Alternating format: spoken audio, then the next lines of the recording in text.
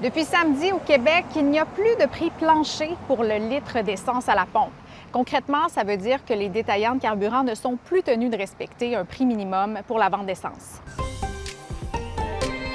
C'est la Régie de l'énergie qui fixait ce prix minimum auparavant. La mesure avait été adoptée dans les années 90 pour protéger les détaillants indépendants contre les guerres de prix lancées par les grandes enseignes. Mais le gouvernement ne voit plus la pertinence de cette règle et espère que l'abandon du prix plancher va stimuler la concurrence et par le fait même offrir des prix plus compétitifs aux consommateurs.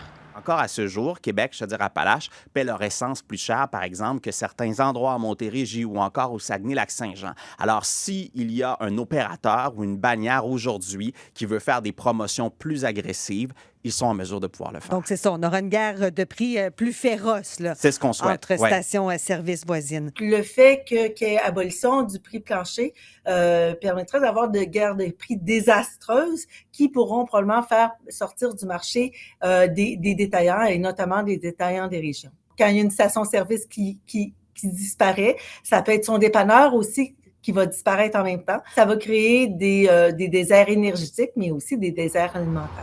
D'ailleurs, le gouvernement souhaite plus de transparence en matière de prix de l'essence. C'est pour ça qu'à partir du 1er avril 2026, les commerçants auront l'obligation de transmettre en temps réel tout changement de prix à la pompe à la Régie de l'énergie qui diffusera l'information sur son site Web.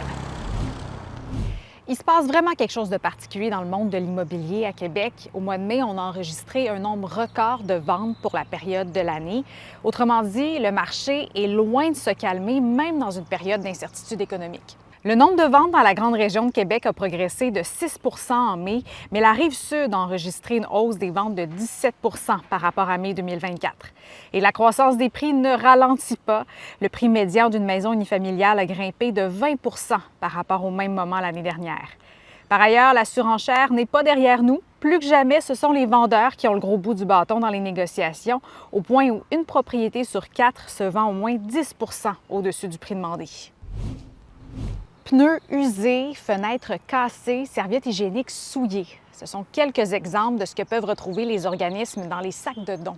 Plusieurs comptoirs de biens usagés qui gèrent des friperies ou des magasins d'occasion dénoncent une pratique qui se répand. Des gens vont porter des déchets à leur centre de dons. Le problème, c'est que les organismes doivent souvent payer pour s'en départir ou aller les porter eux-mêmes à l'écocentre.